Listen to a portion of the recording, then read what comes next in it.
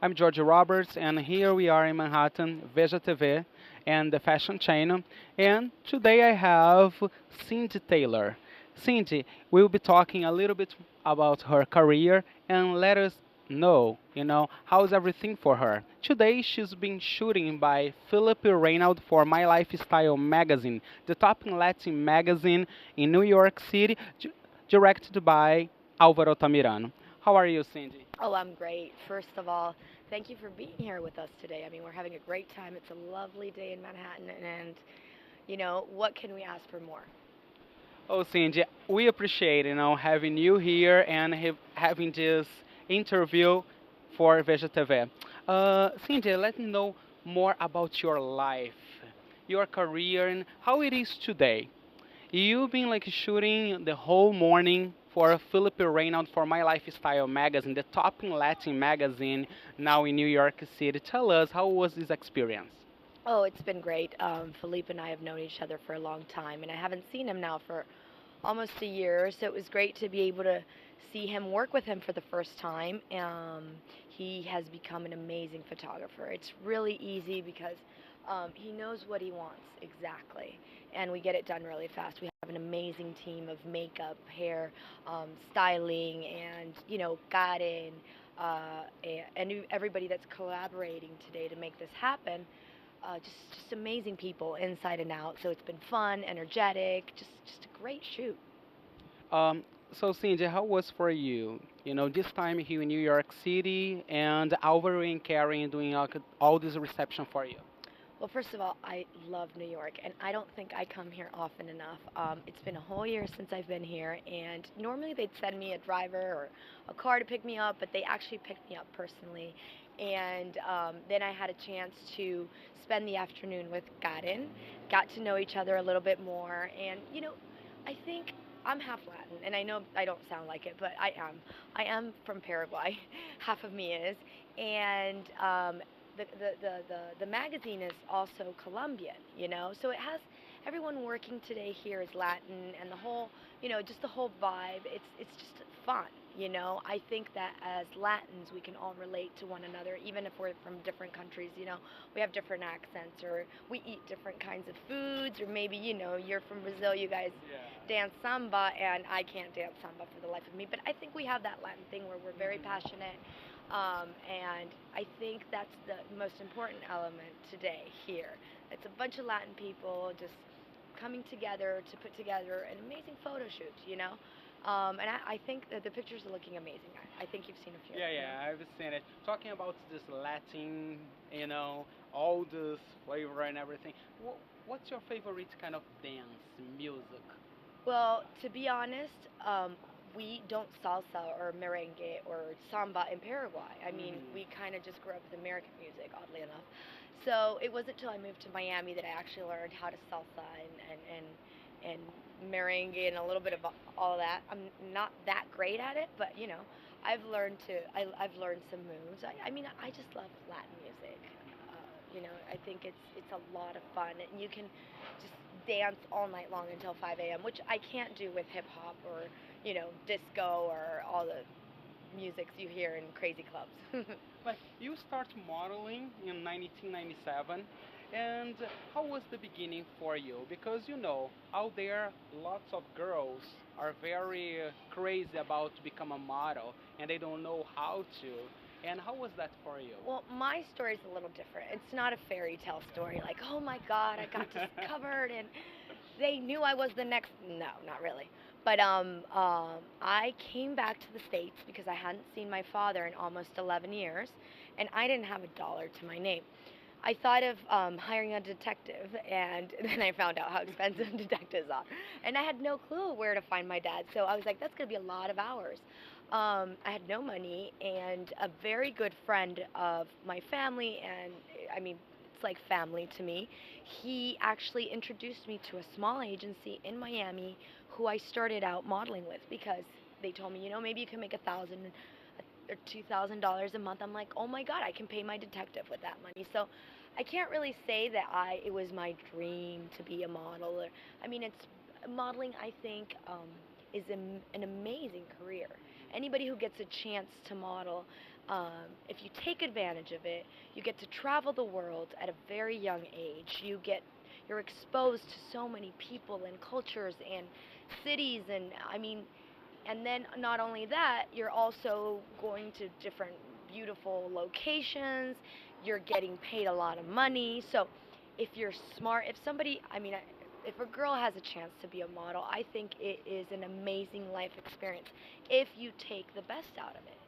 If you actually take advantage of the humongous opportunities that modeling actually gives you, and you don't fall into all the bad things that we all know about. But it was great, and I started out in Miami with a very small agency.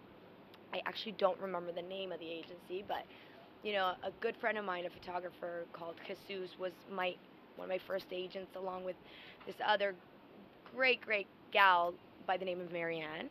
Then I Hmm. went to Elite for like a month, and then I ended up, right away with Irene Marie, which was my mother agency and agency up until she retired a couple years ago. And from there, started going to Europe, New York. I did all the steps little by little. I am very short, and it was very hard back then because of my height. I'm Hmm. 5'6", maybe 5'7", 5'7". Um, so it was very challenging, and I just was very persistent little one.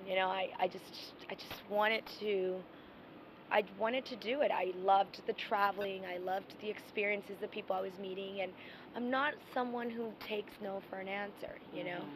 But with that, I think, like in everything in life, Which is very nice yeah, because lots of people, get like no as an answer and they just feel that they will never get there because nobody will give them a chance of becoming a celebrity or become a top model one day, which is very nice. So they can see from you that no, they cannot take that, here's the and. thing. I think that we all have something to offer. Mhm. We all have a skill. We're all good at something. We all shine in our own way, and there's room in the world for everyone to shine. you know I don't think, if you worry about people giving you a chance, I think nobody needs to give you a chance. You Mhm. just have to do it on your own. You got to look out for yourself and do what it takes. Sacrifice whatever you have to sacrifice. Work hard, and that's fun. That's part of life. It's fun. It's fun to have a goal, to have a dream, to work towards something, to have a reason to wake up every day and know that you have a purpose in this life, whatever it is. And that changes. My priorities, my whatever I wanted to do at 10, 15, 20. Mhm. I'm 34 now. I see things very differently. You What I don't look like 34. Well, we're trying. But it's that. You don't need anybody to give you a chance, and you're going to be scared, you're going to be nervous, you're going to be worried, you're going to stress, you're going to, have uncertainties, but that's life in general. Everything's uncertain. We don't know. What do you like most? Modeling, uh, acting, or hosting a TV program? Because Well, we. today I can tell you hosting, which is Mhm. actually, it was a process that had to do. I quit for a few years. I couldn't figure out what I really wanted to do. Mhm. I started out as modeling. I'm 34. I mean, I don't model anymore. I can always do this thing or that thing, and yes, I look good for my age. They say what, but the Mhm. career modeling is really something that most people start in their teens, and then they do it throughout their 20s. Not really something you focus 100% on in your 30s. I got the opportunity to become a host, something that I never thought about. And that's the thing. Sometimes you can have a dream and you focus so hard on something that you think it is what you want to do, and it might be, but you also have to be open to other opportunities that life presents Presents to to you. you. Mhm. I never thought of hosting. So when I started hosting, I was like, I started doing Wild On. They did a search, 12,000 people went out for it. I got the job. Don't ask me why. There were tons of beautiful, talented, funny, smart other women that could have done it probably even better than me. Why me? I don't think anybody knows. It was meant to be. So, because I never dreamt of being a host, because I never thought of being a host, it was like, it wasn't my idea. For a little bit there, I thought, this isn't my dream. I'm just doing it. Just kind of fell on my lap. It's very cool, very this, but it wasn't my passion. So I started focusing on acting, and I started studying with a wonderful New York teacher who moved out to LA, Marjorie Ballantyne, and started studying like theater and plays. And I'm not a host. I quit hosting. They would call me for jobs. I wouldn't take them. I want to be a theater actress. I mean, those are the things you go through, right? So I quit Exactly. hosting. A lot of you might remember that you didn't see me there for a while anymore. I quit. I said my dream is to be an actress, and I'm going to quit everything else. Because that's what you do in life. You sacrifice. But that's the process of finding yourself. I did that for a little bit, loved it, and then my mother got sick with Lou Gehrig's disease. I'm It's a sorry. terrible terminal disease that I lived closely with her, went through it with her for almost 3 years. That's when I kind of quit everything and tried to spend as much time as I could with her down in South America. It was a 28-hour commute. So it was very difficult, and I only took the jobs that I could because I needed the money to help support her lifestyle. I mean, not lifestyle, giving her quality of life. All the And support she needed. because of that, I started hosting again because I thought, well, I did it pretty good. I think I can get back into this. No pressure. That's when I started again. Maybe 3 years, four now, I don't remember, after the break. And I started doing different jobs. And I actually started to realize that I was really enjoying hosting. And even though, just to make it short, I'm a host now. This is what I want to do. I want to host. I do it in 2 languages. I'm now working also in South America, and it is what I want to do. But it took me a little process there of quitting, trying to do something else, coming back to it for not the right reasons maybe, just to make money. But now I am passionate about this. This is what I love. And modeling was something that I did early on. Acting was something I tried to do, but never really did it. Um, and I'm back to hosting because it's what I love. But it took me a while to figure it out. That's very good. So, which you are very good in it. Well, thank I saw, your interviews, you interviewing people, and I was like, she is like fantastic. Thank And you very congratulations. much. And today, talking about my lifestyle magazine, the top Latin magazine in New York City, how was for you when Alvaro Tamirano, the director of the magazine, invited you to be on the cover of the next one?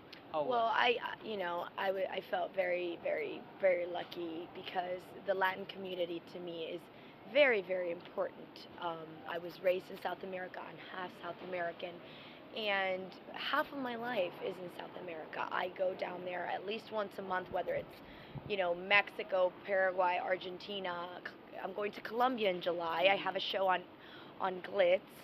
It's called Fashion Tour Experience, and I shoot that in different cities of Latin America once a month, average.